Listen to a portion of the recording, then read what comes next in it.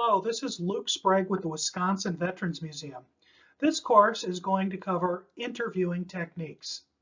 Interviewing is the second step in the oral history process.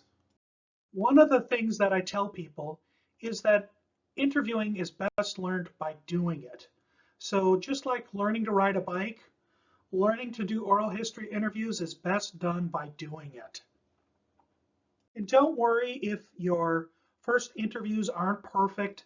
You can sometimes back up or re-record a piece. There's nothing wrong with interviews that are not completely perfect. That's normal and expected. So the best thing you can do is just try it, do it, and keep getting better at it.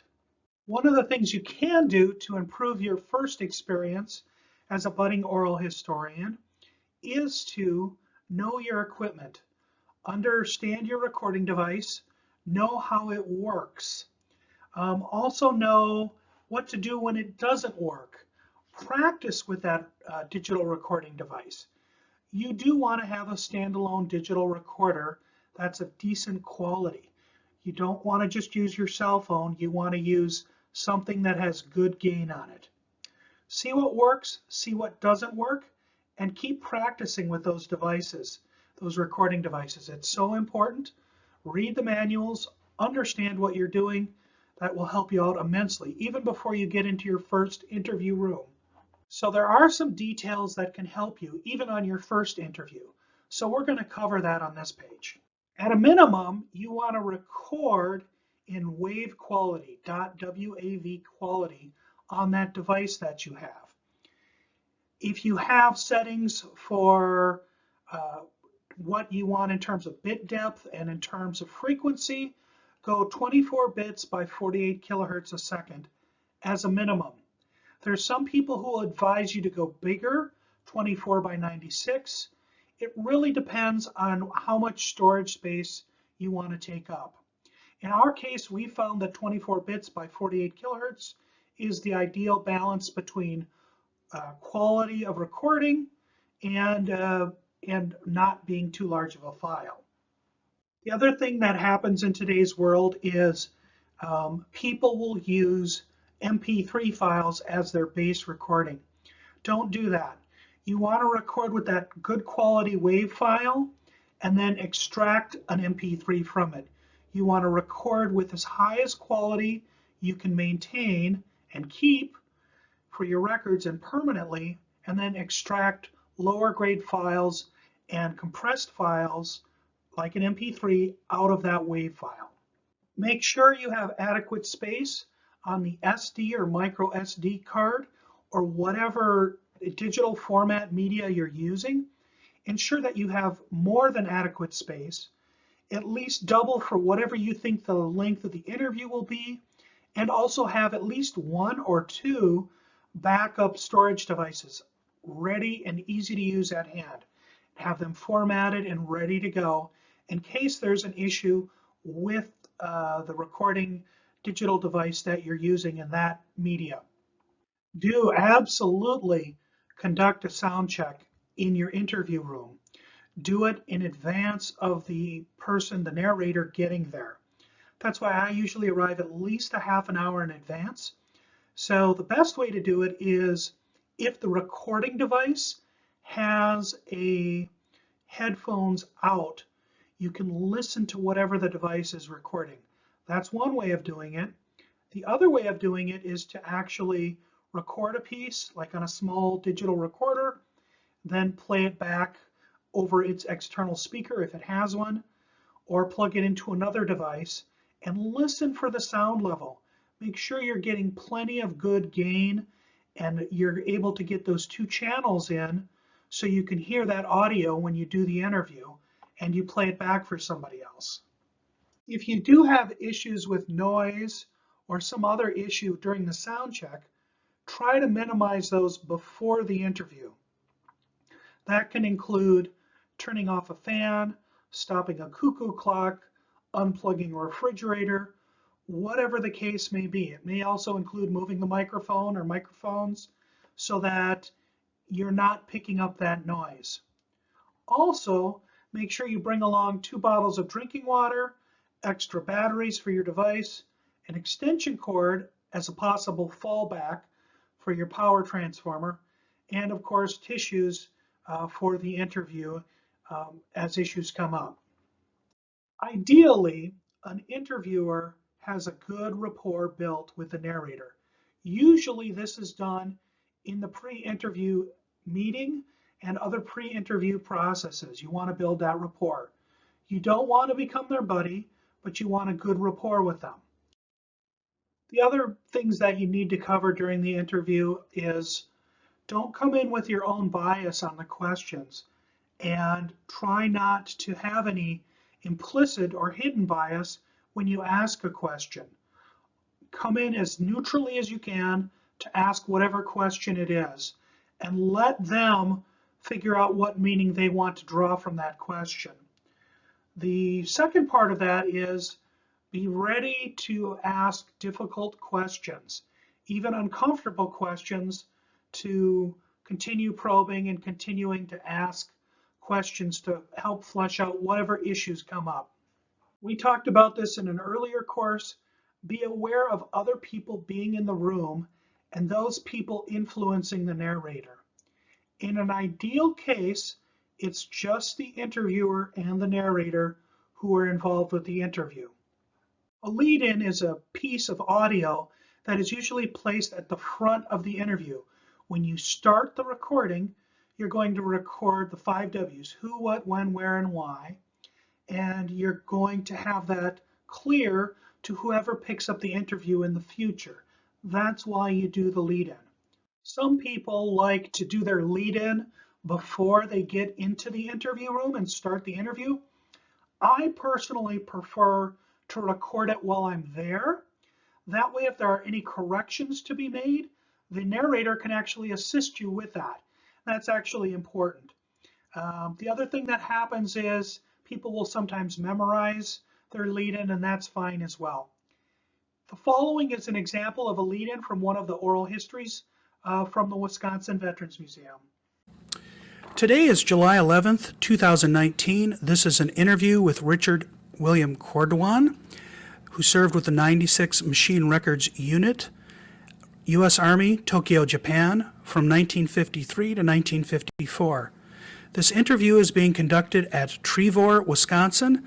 The interviewer is Luke Sprague, and this interview is being recorded for the Wisconsin Veterans Museum Oral History Program.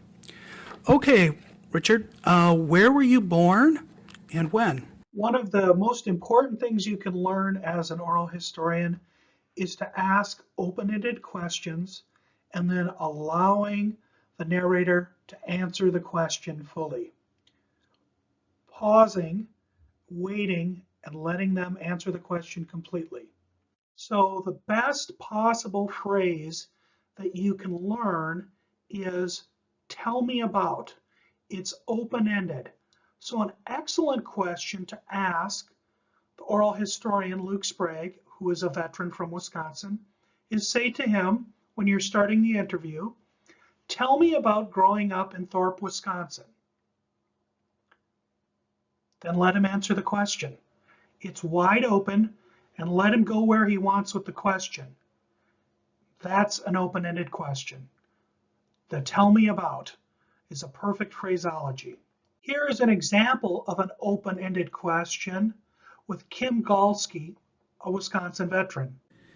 What do you think in terms of, what did it mean to you to serve as a woman in the military? Oh boy, that's a huge question. I really do believe that it really should be everybody's. So closed-ended questions are when you're trying to focus in or funnel in on a particular topic and find out more about it. In this case, I'm going to ask one of our narrators, Violet Armstrong, a little bit more about a plane crash in the 80s. Do you happen to remember when the C-130 went down? Tell me about that if you want to. It would have been 1985. I was in Memphis. We were all goofing around in my room. And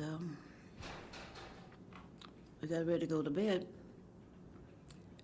And all of a sudden, for some reason or the other, I don't know why the door wasn't locked, but Fred Marquardt come flying in the room and screamed, "Violet, turn on the TV, Violet, turn on the TV." And I jumped up on the bed and pushed the button and turned the TV on. And there it was.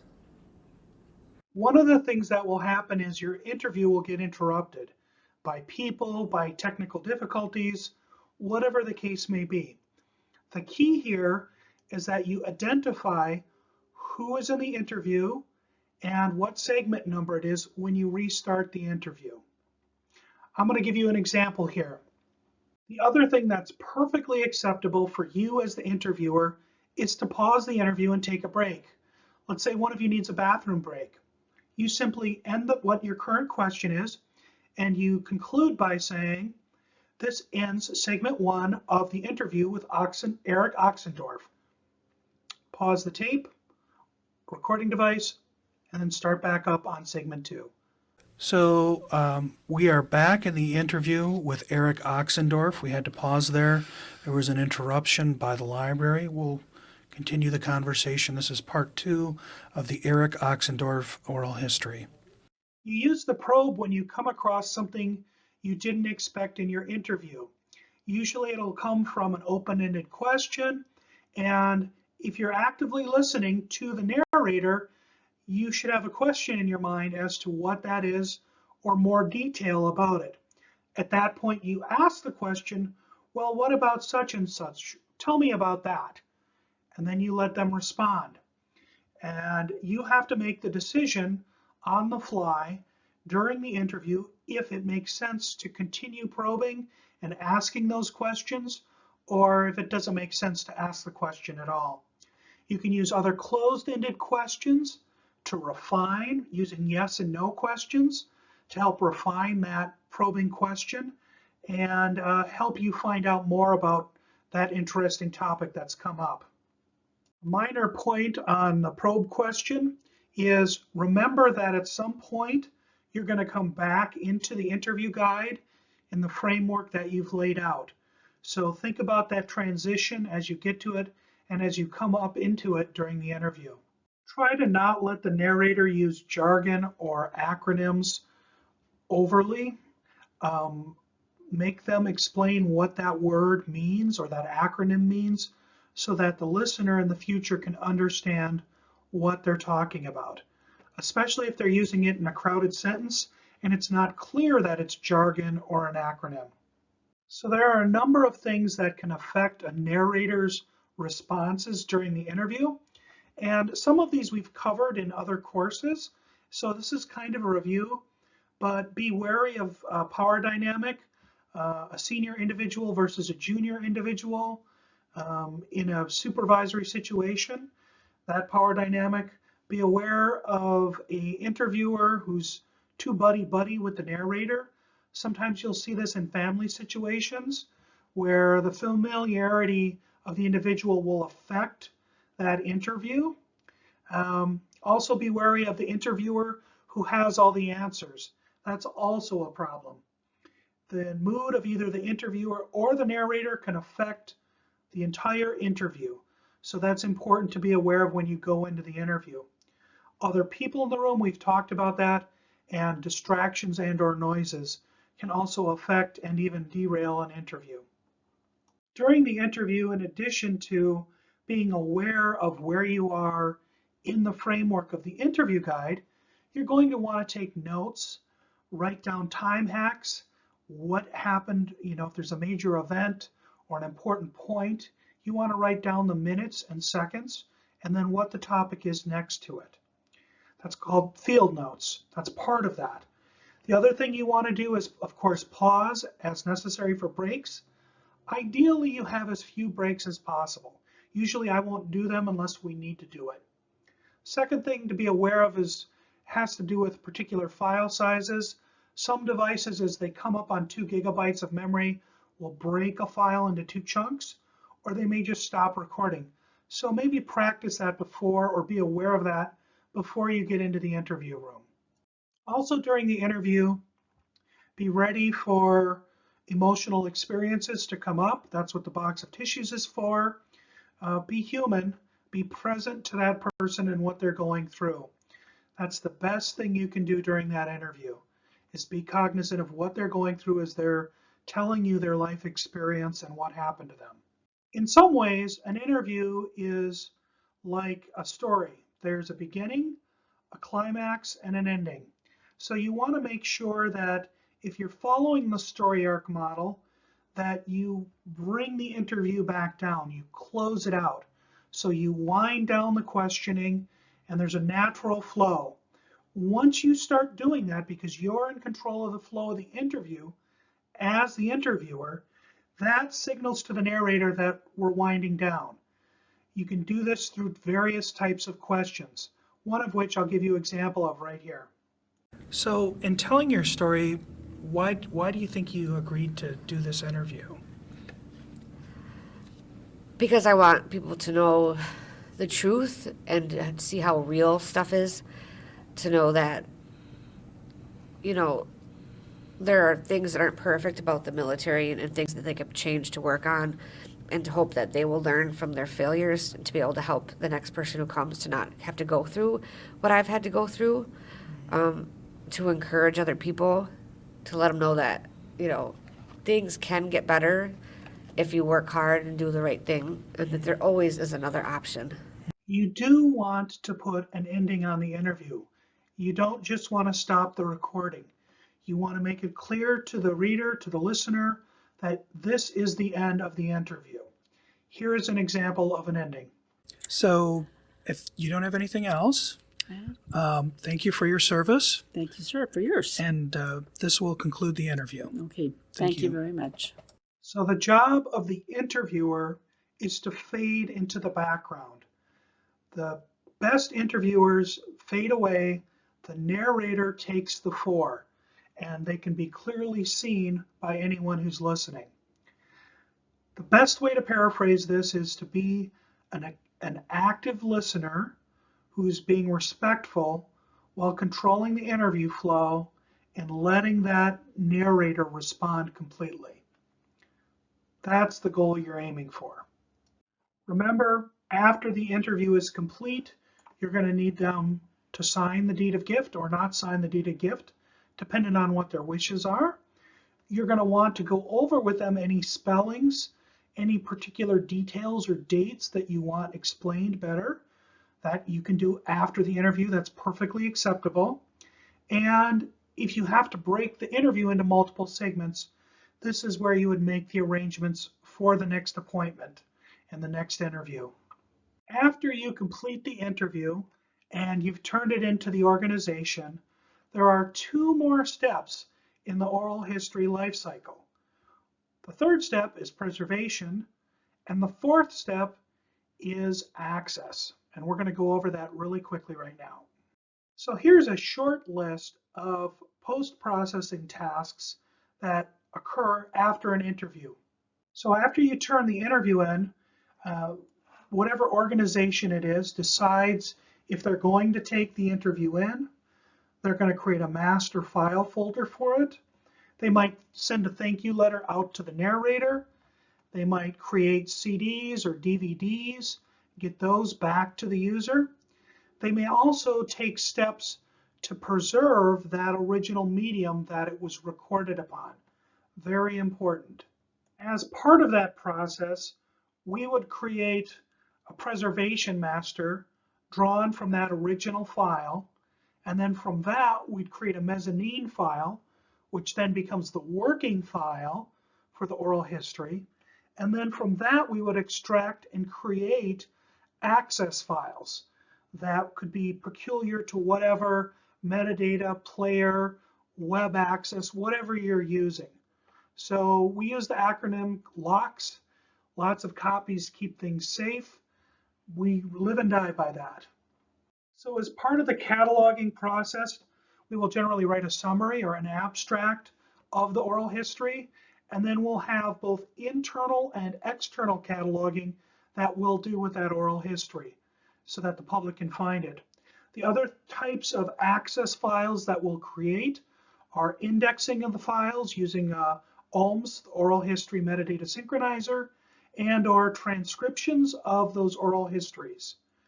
It's very important that we make those forms of access available online to the public, and a particular project could have a particular project site that encapsulates those oral histories that are associated with that specific project.